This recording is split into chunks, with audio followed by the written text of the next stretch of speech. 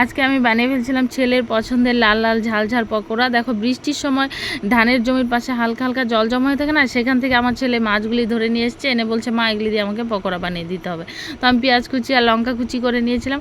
আর এদিকে ঘরে ছিল অল্প চাল কুমড়ো, যেটার হাল খুব খারাপ হয়ে গেছিলো, একদম শুকিয়ে গেছিলো, মানে ওইটা সবজি করার মতো ছিল না।